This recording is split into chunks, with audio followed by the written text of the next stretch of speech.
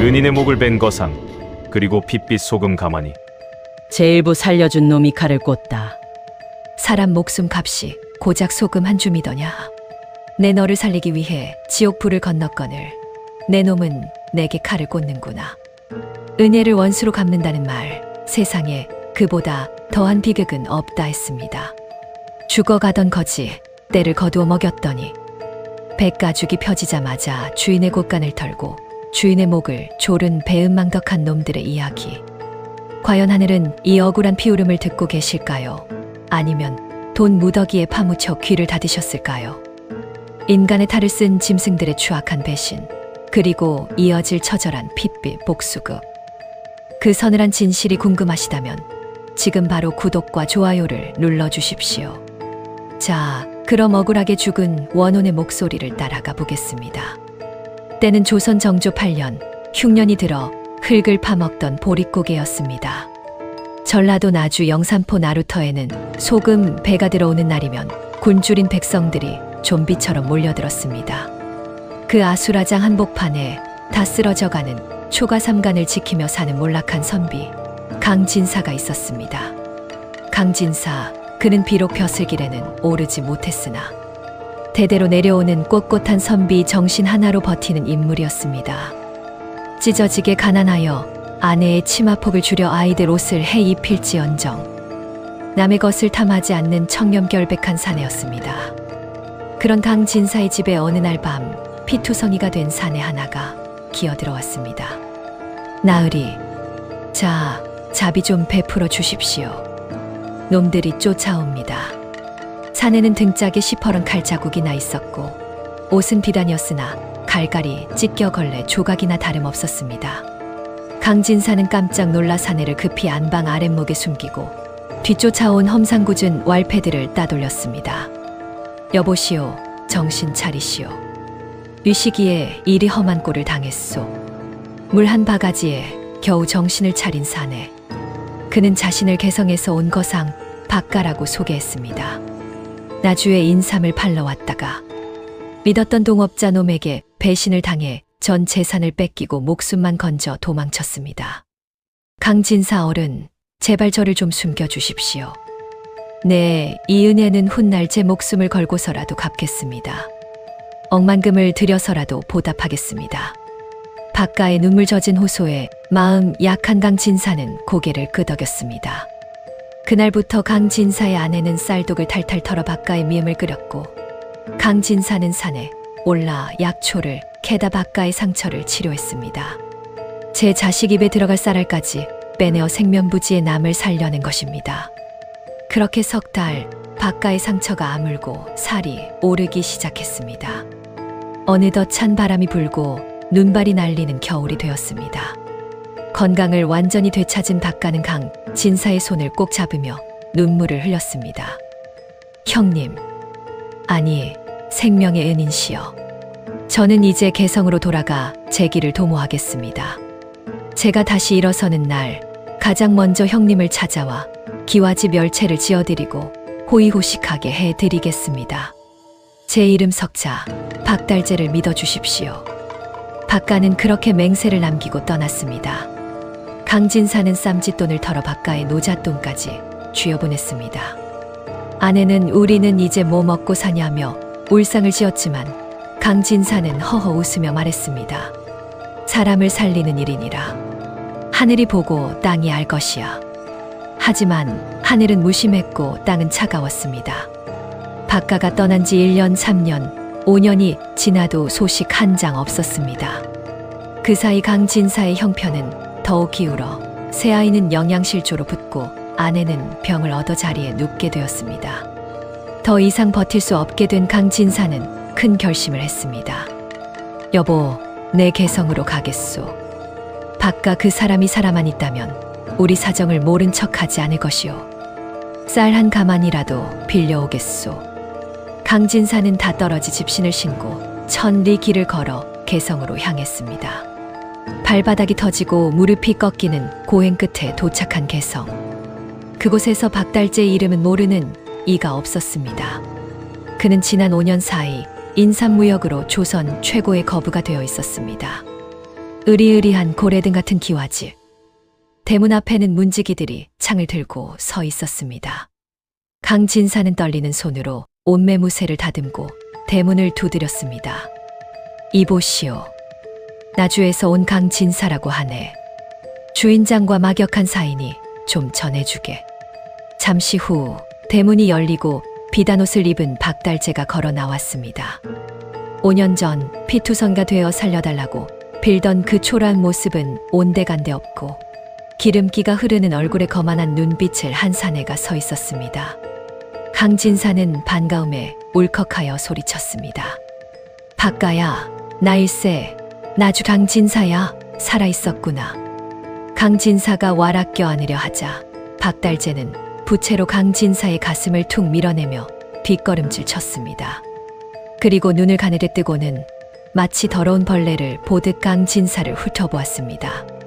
강진사, 나주, 허허, 내 기억에 그런 사람은 없는데 웬 미친 거지가 남의 집 대문 앞에서 행패인가. 강진사는 자신의 귀를 의심했습니다. 이보게, 그게 무슨 소린가. 5년 전 내 집 아랫목에서 석 달을 눕지 않았던가. 내 처가 끓여준 미음을 먹고 살아나지 않았어. 박달재의 얼굴이 순식간에 싸늘하게 굳었습니다. 그는 주변 하인들을 의식하더니 낮고 비릿한 목소리로 속삭였습니다. 쉿, 이 늙은이가 노망이 났나.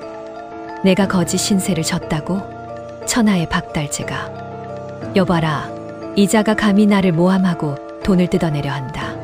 당장 멍석을 말아 저작거리 밖으로 내다 버려라. 뭐라고? 내 이놈, 내가 사람이냐. 짐승도 은혜는 안다 하거늘. 하인들이 우르르 달려들어 강진사를 덮쳤습니다. 몽둥이가 날아들고 발길질이 쏟아졌습니다. 강진사는 흙바닥에 처박혀 피를 토하면서도 박달재의 눈을 노려보았습니다. 박달재는 혀를 차며 품에서 엽전 한 잎을 꺼내 강진사의 얼굴에 툭 던졌습니다. 옛다. 적선이나 해줄 테니 이거 가지고 꺼져라. 다시는 내 눈앞에 나타나지 마라. 그때는 국물도 없을 줄 알아. 차가운 엽전이 강진사에 찢어진 이마에 맞고 클탕물 속으로 굴러떨어졌습니다. 박달재는 대문을 쾅 닫고 들어갔습니다. 닫힌 대문 너머로 박달재의 호탕한 웃음소리가 들려왔습니다. 강진사는 피범벅이 된 채 멍하니 닫힌 대문을 바라보았습니다. 분노보다 더 큰 절망, 그리고 인간에 대한 환멸이 그의 심장을 갈기갈기 찢어 놓았습니다. 그는 흙탕물 속에 떨어진 엽전을 꽉 쥐었습니다. 손바닥에서 피가 배어 나왔습니다. 그래, 내 놈이 내 목숨 같은 은혜를 엽전 한 잎으로 갚았구나. 내 오늘 흘린 이 피 반드시 핏빛 소금으로 되돌려주마. 내 자식들이 굶어 죽는 한이 있어도 내 놈의 그 더러운 목줄은 내 손으로 끊어놓겠다. 강진사의 눈에서 붉은 피눈물이 흘러내렸습니다. 그것은 단순한 복수심이 아니었습니다. 선량했던 한 인간이 악귀의 고의로 변해가는 처절한 신호탄이었습니다. 강진사의 눈에서 붉은 피눈물이 흘러내렸습니다. 그것은 단순한 복수심이 아니었습니다. 선량했던 한 인간이 악귀로 변해가는 처절한 신호탄이었습니다. 믿었던 도끼에 발등 찍힌다는 말이 이보다 더 처참할 수 있을까요? 생명을 구해준 은인을 거지 취급하며 엽전 한 잎을 던진 저 짐승만도 못한 박달재. 하지만 여러분, 분노는 잠시 가슴 깊이 눌러 담아주십시오. 이제 벼랑 끝에 몰린 강진사가 붓 대신 칼을 들고 돌아올 차례입니다. 그가 준비한 소름 돋는 복수가 얼마나 철저하고 잔혹할지 그 통쾌한 끝을 함께하고 싶으시다면 구독과 좋아요로 강진사에게 힘을 실어주십시오. 자, 이제 개성당을 뒤흔들 핏빛 소금의 저주가 시작됩니다. 제이부 붓을 꺾고 염전의 귀신이 되다. 개성에서 나주까지 다시 천리길. 돌아오는 강진사의 걸음은 갈 때와는 달랐습니다. 갈 때는 살려달라는 애원의 걸음이었으나 올 때는 죽이겠다는 살기의 걸음이었습니다. 집에 당도하니 아내는 이미 싸늘한 주검이 되어 있었고 아이들은 울다 지쳐 탈진해 있었습니다. 강진사는 아내의 시신 앞에서 통곡해신 마른 침을 삼켰습니다. 눈물도 사치였습니다. 그는 아내를 뒷산 양지 바른 곳에 묻고 집에 있던 서책들을 마당에 모두 꺼내 쌓았습니다. 공자왈 맹자왈 다 부질없다. 이니의 지가 밥을 먹여주더냐, 은혜를 갚게 해주더냐. 내 오늘부로 선비 강진사는 죽었다. 활 타오르는 불길 속에 족보와 경전이 재가 되어 날아갔습니다. 그날 밤 강진사는 아이들을 처가에 맡기고 홀로 영산포구의 가장 거친 소금밭으로 들어갔습니다. 양반의 체면 따위는 개나 줘버렸습니다. 그는 자신의 이름도 버리고 얼굴에 검댕을 칠한 채 곰보라는 가명으로 염전의 막노동꾼이 되었습니다. 소금밭의 노동은 지옥 그 자체였습니다. 살갗이 소금기에 절어 문드러지고 뙤약볕에 등가죽이 벗겨졌습니다. 하지만 강진사는 밤이면 남몰래 하늘을 올려다보았습니다. 그는 평생을 글만 읽은 선비였으나 그 명석한 두뇌는 이제 날씨와 시장을 읽는 데 쓰이기 시작했습니다. 바람의 방향이 바뀌고 있다. 구름의 모양이 예사롭지 않아. 올여름 10년 만에 큰 비가 올 것이다. 염전 주인들은 당장의 햇볕에 취해 소금을 긁어 모으기 바빴지만 강진사는 다가올 태풍을 예감하고 있었습니다. 그리고 그 태풍이 바로 박달재의 목줄을 죄어맬 밧줄이 될 것임을 직감했습니다. 그로부터 석 달 후 강진사는 품삯으로 받은 돈을 한 푼도 쓰지 않고 모아 영산포 객주의 주인을 찾아갔습니다. 주인장, 내게 돈을 좀 빌려주시오. 아니, 자네는 염전의 곰보 아닌가? 땡전 한 푼 없는 놈에게 뭘 믿고 돈을 빌려주나? 강진사는 품에서 낡은 지도 한 장과 자신이 기록한 날씨, 일지를 꺼내 놓았습니다. 그의 눈빛은 형형하게 빛나고 있었습니다. 올여름 서해안의 모든 염전이 물에 잠길 것이요. 소금값이 금값이 될 거란 말이오. 지금 묵은 소금을 사재기에 둔다면 10배, 아니 100배의 이문을 남길 수 있소. 내 목숨을 걸고 장담하오. 객주는 코웃음을 쳤지만 강진사의 기백에 눌려 미쳐야 본전이라는 심정으로 자금을 대주었습니다. 강진사는 그 길로 전라도 일대의 묵은 소금을 미친 듯이 사들이기 시작했습니다. 사람들은 미쳤다고 손가락질했습니다. 저놈 봐라. 날이 이렇게 쨍쨍한데 썩어가는 묵은 소금을 사다니 더위를 먹어도 단단히 먹었구나. 하지만 강진사의 예측은 적중했습니다. 7월 중순이 되자 거짓말처럼 하늘이 뚫린 듯 비가 쏟아지기 시작했습니다. 단순한 장마가 아니었습니다. 서해안을 강타한 거대한 태풍이었습니다. 둑이 터지고 염전이 흙탕물에 잠겼습니다. 햇소금은커녕 소금 창고들이 떠내려가며 조선 팔도의 소금씨가 말라버렸습니다. 한 줌의 소금이 쌀 한 가마니 값으로 치솟았습니다. 백성들은 소금이 없어 장을 담그지 못하고 김치를 담그지 못해 아우성이었습니다. 바로 그때 강진사가 숨겨두었던 엄청난 양의 소금 가마니가 세상에 풀리기 시작했습니다. 돈이 빗물처럼 쏟아져 들어왔습니다. 강진사는 단숨에 영산포 제1의 거상이 되었습니다. 하지만 그는 비단옷을 입지 않았습니다. 여전히 허름한 삼배옷을 입고 북쪽 개성 하늘을 바라보며 이를 갈았습니다. 박달재, 기다려라. 내 이제 너와 같은 높이에 섰다. 이제 내 놈이 가진 가장 소중한 것을 뺏으러 가마. 재력을 손에 쥔 강진사는 이제 두 번째 칼을 뽑아들었습니다. 그것은 바로 박달재가 목숨처럼 여기는 인삼무역로를 끊어버리는 것이었습니다. 어느 날 개성의 박달재에게 청천벽력 같은 소식이 날아들었습니다. 대행수 어른, 큰일 났습니다. 남쪽에서 올라오던 소금 배가 모두 끊겼답니다. 인삼을 쪄야 하는데 소금이 없으면 다 썩어버립니다요. 뭐라고? 돈을 더 주면 될 것 아니냐. 웃돈을 얹어주란 말이다. 그게 남쪽의 어떤 거상이 소금을 독점하고는 우리 박달재 상단에는 소금 한 톨도 팔지 않겠다고 엄포를 놓았답니다. 누구냐? 감히 천하의 박달재 앞길을 막는 놈이 누구냔 말이다. 박달재가 길길이 날뛰고 있을 때 그의 안방문이 스르르 열리며 삿갓을 쓴 사내 하나가 들어섰습니다. 사내가 삿갓을 벗자 박달재의 눈이 찢어질 듯 커졌습니다. 5년 전 자신이 엽전 한 잎을 던지며 내쫓았던 그 거지 강진사였습니다. 하지만 지금 그의 뒤에는 험상궂은 호위무사들이 병풍처럼 서 있었습니다.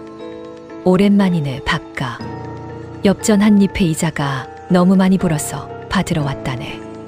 강진사는 탁자 위에 하얀 소금 한 줌을 촥 뿌렸습니다.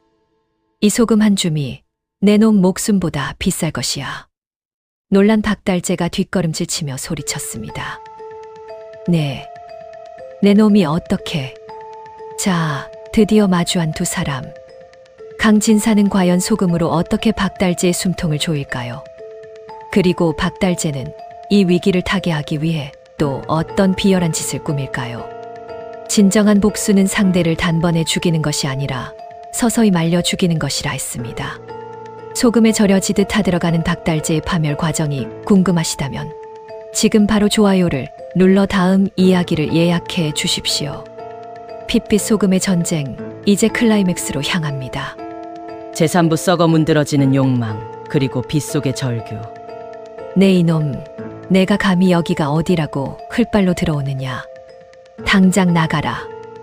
내 너를 관아에 고발하여 능지처참을 시킬 것이다. 박달재는 짐승처럼 으르렁거렸지만 그것은 겁에 질린 개의 짖음과 다를 바 없었습니다. 그의 목소리는 갈라져 삑사리가 났고 비단 옷자락 아래 숨겨진 다리는 사시나무 떨듯 후들거리고 있었습니다. 호랑이 굴에 제 발로 기어들어온 토끼인 줄 알았더니 눈앞에 서 있는 강진사는 이미 거대한 사냥꾼이 되어 서슬퍼런 눈빛을 쏘아대고 있었기 때문입니다. 강진사는 박달재의 호통에도 눈 하나 깜짝하지 않았습니다. 그는 마치 제 집 안방에 온 듯 천천히 탁자 앞으로 걸어가 손에 쥐고 있던 하얀 소금 알갱이를 촤르르 뿌렸습니다. 그리고 그 소금을 검지 손가락으로 천천히, 아주 천천히 지식였습니다. 사그락 사그락. 그 건조하고 섬뜩한 소리가 박달재의 심장을 긁어대며 방 안의 공기를 무겁게 짓눌렀습니다. 박가야, 아직도 상황 파악이 안 되는 모양이구나. 관아, 그래, 지금 당장 관아에 가자꾸나. 가서 누가 더 곤란한지 따져보자. 나라에서 어미 그만 매점매석으로 백성들의 고혈을 빤 죄, 그리고 세곡선 쌀가마니 밑에 몰래 인삼을 숨겨 밀반추한 죄. 내가 가진 장부 하나면 너는 능지처참이 아니라 구족이 멸할 것이다. 내 놈이 지난 5년간 저지른 더러운 뒷거래가 내 머릿속에 그리고 내 품 안의 장부에 낱낱이 기록되어 있느니라. 박달재의 얼굴이 하얗게 질리다 못해 흙빛으로 변했습니다. 숨이 턱 막혀왔습니다. 강진사는 지난 몇 달간 단순히 염전에서 소금만 사 모은 것이 아니었습니다. 개성 바닥을 쥐 잡듯이 뒤져 박달재 상단의 비리와 약점을 캐내었고 그의 목을 단번에 칠 예리한 칼날을 이미 갈아두었던 것입니다. 하지만 나는 그런 시시한 국법 따위로 너를 심판할 생각이 없다. 법은 너무 멀고 내 주먹은 가깝지 않더냐. 내 너에게 마지막으로 제안을 하나 하마. 강진사는 보찜에서 두툼한 문서 한 장을 꺼내 탁자 위에 툭 하고 올려놓았습니다. 묵직한 소리가 방 안에 울렸습니다. 지금 당장 내게 무릎을 꿇고 지난날의 잘못을 든다면 이 소금 공급 계약서에 도장을 찍어주마. 허나 거절한다면 내 놈 창고에 산더미처럼 쌓인 그 귀한 인삼들은 올여름 장마와 무더위를 견디지 못하고 모조리 썩어 문드러져 똥거름이 될 것이다. 선택해라. 썩어 빠진 자존심이냐 아니면 목숨 같은 돈이냐. 박달재는 입술을 피가 나도록 깨물었습니다.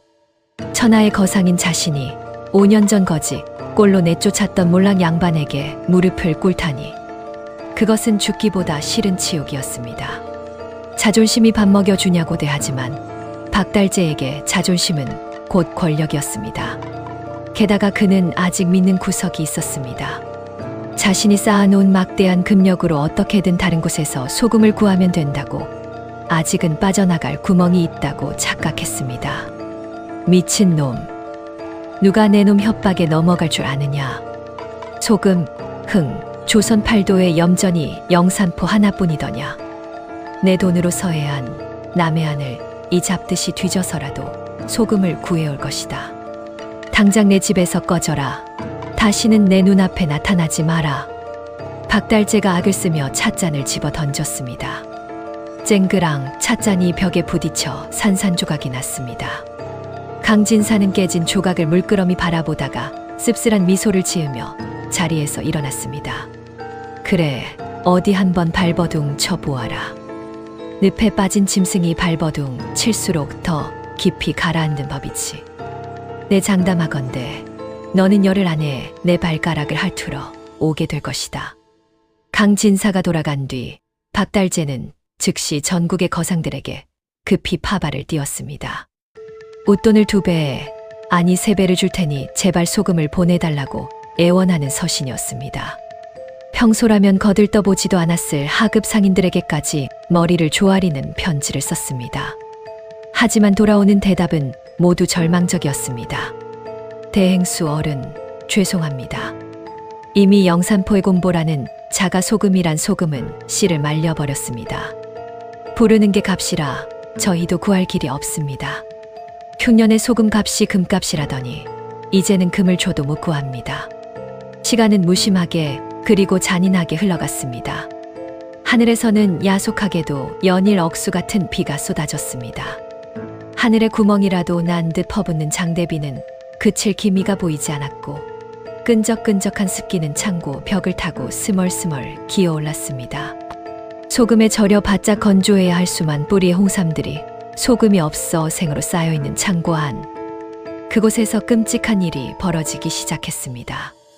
처음에는 시큼한 곰팡이 냄새가 바람을 타고 희미하게 코끝을 스쳤습니다. 하지만 며칠이 지나자 코를 찌르는 악취가 진동하여 숨조차 쉬기 힘들 지경이 되었습니다. 수천만 양의 가치를 지닌 최고급 인삼들이 고온다습한 날씨를 견디지 못하고 시커멓게 썩어 들어가기 시작한 것입니다. 썩은 물이 창고 문틈으로 흘러나와 마당을 적셨습니다. 검붉은 썩은 물은 마치 박달재의 탐욕이 썩어가는 고름과도 같았습니다. 아이고, 대행수 어른, 큰일 났습니다요. 한 번 창고가 다 썩었습니다. 2번 창고도 하얀 곰팡이가 피기 시작했습니다. 이러다가는 다 망합니다요. 하인들의 비명 같은 보고가 이어졌습니다. 박달재는 머리를 쥐어뜯으며 맨발로 창고로 달려갔습니다. 문을 열자마자 역한 냄새가 훅 끼쳐와 구역질이 올라왔습니다. 그는 떨리는 손으로 인삼 한 뿌리를 집어들었습니다. 단단해야 할 인삼이 콧물처럼 흐물거렸습니다. 손가락에 힘을 주자찍 하고 썩은 물이 튀었습니다. 박달재의 손이 부들부들 떨렸습니다. 이것이 다 돈인데, 내 피 같은 돈인데. 그때부터 박달재의 몰락은 걷잡을 수 없이 진행되었습니다. 인삼이 썩어간다는 소문이 삽시간에 개성 바닥에 퍼졌습니다. 소문은 발 없는 말이 되어 천리를 갖고 그에게 돈을 빌려주었던 전주들이 빚독촉을 하며 들이닥쳤습니다. 돈 내놔라. 박달재가 망했단다. 내 돈 내놔. 어제까지 굽실거리던 거래처들은 등을 돌렸고 하인들은 밀린 세경을 달라며 가재도구를 훔쳐 달아났습니다. 으리으리하던 기와집 대문에는 관아에서 나온 압류, 딱지가 덕지덕지 붙기 시작했고 지나가는 개조차 박달재를 보고 지저댔습니다. 아이고, 저 냄새 좀 봐. 천하의 박 부자가 똥통에 빠졌나 봐. 사람들의 조롱 섞인 수군거림이 비수처럼 꽂혔습니다. 박달재는 술에 취해 텅 빈 안방에 누워 천장을 바라보았습니다. 빗소리가 투둑투둑 마치 자신의 관뚜껑에 못을 박는 소리처럼 들렸습니다. 5년 전 강진사에게 엽전 한 잎을 던지며 비웃던 자신의 모습이 주마등처럼 스쳐 지나갔습니다. 내가 잘못 생각했구나. 그때 쌀 한 가마니만 쥐어보냈어도, 아니 따뜻한 밥 한 끼만 대접했어도 이런 꼴은 당하지 않았을 텐데. 내가 미쳤지. 내가 귀신에 씌었지. 후회는 언제나 늦은 법입니다. 더 이상 버틸 재간이 없어진 박달재는 결국 마지막 남은 자존심 한 조각을 꺾었습니다. 그는 다 썩어가는 삼배옷에 걸치고 머리를 산발한 채 비틀거리며 집을 나섰습니다. 밖에는 여전히 장대비가 쏟아지고 있었습니다. 진흙탕에 발이 푹푹 빠졌지만 그는 멈출 수 없었습니다. 그가 향한 곳은 강진사가 머물고 있는 영산포 객주였습니다. 객주 앞은 강진사를 만나러 온 상인들로 문전성시를 이루고 있었습니다. 한때 개성제일의 거상이었던 박달재는 이제 그들 틈에 섞여 초라한 거지 꼴로 순서를 기다려야 했습니다. 아무도 그를 거들떠보지 않았고 오히려 냄새가 난다며 코를 막고 피했습니다. 반나절을 꼬박 빗속에서 떨며 기다린 끝에 드디어 강진사의 방문이 열렸습니다. 방 안에는 강진사가 따뜻한 차를 마시며 장부를 보고 있었습니다. 온기와 차 향기가 방 안을 가득 채우고 있었습니다. 박달재는 문지방을 넘자마자 빗물에 젖은 몸을 던져 털썩 무릎을 꿇고 엎드렸습니다. 그리고 바닥에 머리를 쿵쿵 찌우며 울부짖었습니다. 이마에서 피가 흘러 바닥을 적셨습니다. 형님, 아니 강대감마님, 이 못난 놈이 죽을 죄를 지었습니다. 제발 살려주십시오. 창고에 인삼이 다 썩어갑니다. 소금 좀 나누어 주십시오. 제발 자비 좀 베풀어 주십시오. 강진사는 찻잔을 천천히 내려놓고 차가운 눈으로 박달재를 내려다보았습니다. 5년 전 자신이 그토록 애원했을 때 박달재가 보여주었던 그 싸늘한 눈빛보다 더 깊고 어두운 눈빛이었습니다. 이제야 무릎을 꿇었느냐?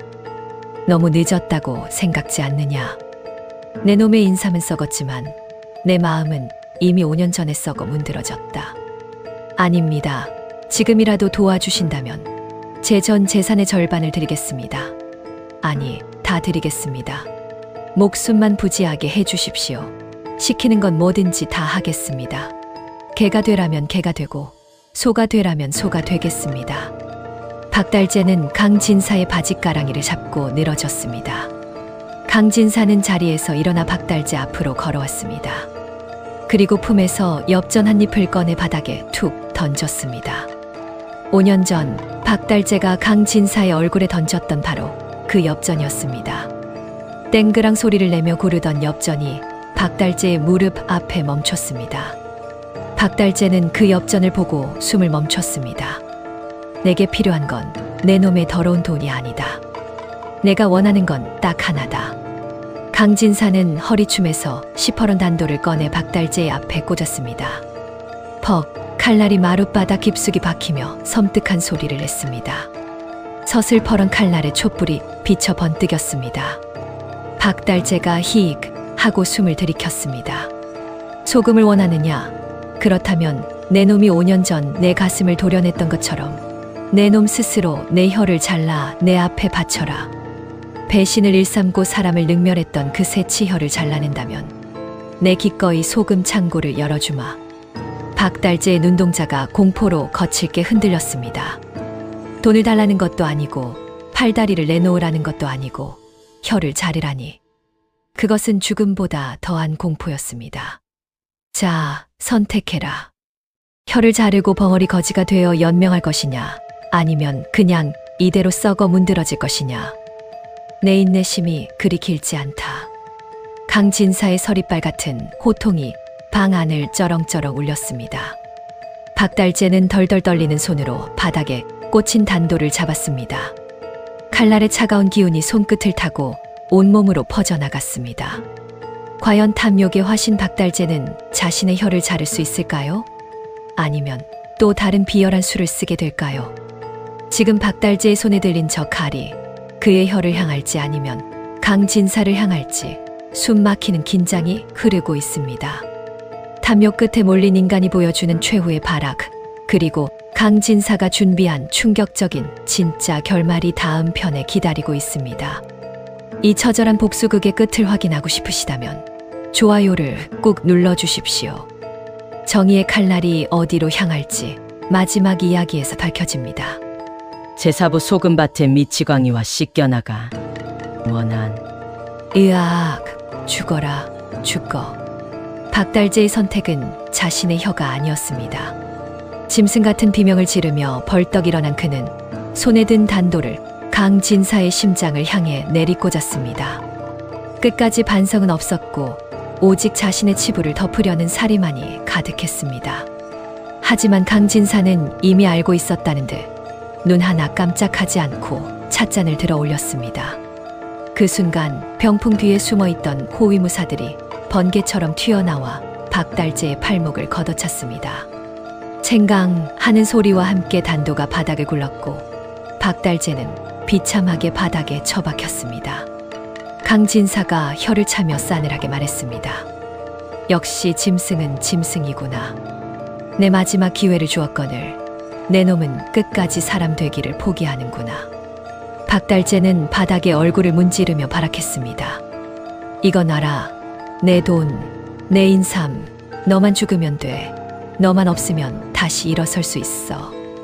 강진사는 품에서 두툼한 문서를 꺼내 박달재의 얼굴 앞에 흔들었습니다. 아직도 상황 파악이 안 되느냐? 이것이 무엇인 줄 아느냐? 내가 돈을 빌려 쓴 전주들이 내게 넘긴 차용증이다. 그리고 이것은 내 상단의 모든 물건을 담보로 잡은 양도각서다. 즉, 지금 이 순간부터 내가 가진 집, 창고, 그리고 썩어가는 인삼까지 모두 내 것이다. 박달재의 눈동자가 텅 비어버렸습니다. 평생을 목숨처럼 모아온 재산이 하루아침에 원수의 손에 넘어갔다는 사실을 믿을 수가 없었습니다. 안 돼. 안 돼. 그게 어떤 돈인데? 내가 어떻게 모은 돈인데? 강진사는 하인들을 시켜 박달재를 질질 끌어냈습니다. 비가 추적추적 내리는 객주 앞마당 진흙탕 속에 박달재가 내동댕이 쳐졌습니다. 여봐라, 이자의 옷을 벗겨라. 5년 전 내게 던져주었던 그 헌 옷까지 하나만 걸치게 하고 빈손으로 쫓아내라. 엽전 한 입도 쥐어주지 마라. 박달재는 비단 옷이 벗겨지고 누더기 같은 삼배옷을 걸친 채 빗속으로 쫓겨났습니다. 거대한 기와집과 창고를 뒤로 한 채 그는 비틀비틀 거리거리로 나앉았습니다. 사람들은 그를 보고 손가락질하며 비웃었습니다. 저기 봐, 천하의 박달재가 거지가 됐대. 꼴 좋다. 인과응보지. 모든 것을 잃은 박달재는 그 충격을 이기지 못하고 결국 정신을 놓고 말았습니다. 그는 썩어가는 인삼 냄새가 진동하는 자신의 옛 창고 주변을 배회하며 바닥에 고인 빗물을 수리라며 퍼마셨습니다. 돈이다. 황금이다. 다 내 거야. 손대지 마. 강진사는 그 모습을 멀리서 지켜보았습니다. 통쾌할 줄 알았던 복수의 끝맛은 생각보다 쓰고 허무했습니다. 그는 박달재에게 빼앗은 재산을 모두 팔아 쌀을 샀습니다. 그리고 그 쌀을 굶주리는 나주와 개성 백성들에게 골고루 나눠주었습니다. 아내 무덤 앞에 선 강진사는 소주 한 잔을 올리며 나지막이 읊조렸습니다. 여보, 보시오. 내 놈의 목을 치는 대신 놈의 탐욕을 쳤소. 이제 원하는 씻겨 내려가고 남은 것은 저 빗물뿐이구려. 그 후로 강진사는 다시는 장사를 하지 않았습니다. 남은 재산으로 작은 서당을 짓고 아이들에게 그를 가르치며 여생을 보냈습니다. 그가 아이들에게 가장 강조한 가르침은 돈을 버는 법이 아니라 사람을 살리는 법, 그리고 은혜를 잊지 않는 법이었습니다. 세월이 흘러 어느 날 영산포 염전에 기이한 미치광이 하나가 나타났다는 소문이 돌았습니다. 머리는 산발하고 누더기를 걸친 노인이었는데 그는 소금밭을 기어다니며 하얀 소금 결정을 미친 듯이 주워 먹고 다녔습니다. 짜다. 짜다. 내 인생이 참으로 짜구나. 사람들은 그가 누구인지 몰랐으나 늙은 염전 일꾼들만이 그를 알아보았습니다. 한때 조선의 상권을 쥐고 흔들었으나 은인을 배신하고 파멸한 박달재였습니다. 그는 죽는 날까지 소금밭을 떠나지 못하고 자신의 눈물보다 짠 소금을 씹으며 과거의 영화를 헛되이 꿈꾸다 쓸쓸히 객사했습니다. 하늘은 스스로 돕는 자를 돕고 배신하는 자는 반드시 그 대가를 치르게 한다 했습니다. 피 끓는 복수 끝에 제자리로 돌아간 강진사의 삶과 탐욕의 늪에 빠져 소금밭에 귀신이 된 박달재의 최후. 오늘 이 야담이 여러분의 가슴에 작은 울림을 주었다면 그것으로 족합니다. 시청자 여러분, 긴 이야기 함께 하시느라 고생 많으셨습니다. 은혜를 원수로 갚은 자의 말로가 얼마나 비참한지 소금기 어린 이 이야기가 뼈저리게 보여줍니다. 세상이 아무리 각박해도 사람이 사람다워야 한다는 그 평범한 진리 하나를 지키기 위해 저희 봉산명인 야담야사는 오늘도 펜을 깎고 목청을 가다듬겠습니다. 권선징악의 통쾌함과 우리네 삶의 깊은 지혜를 계속 듣고 싶으시다면 지금 바로 구독과 좋아요 버튼을 꾹 눌러주십시오. 여러분의 따뜻한 관심이 더 좋은 이야기를 만드는 가장 큰 힘이 됩니다. 그럼 저는 더 가슴 뛰는 이야기 보따리를 챙겨서 다시 찾아오겠습니다. 감사합니다.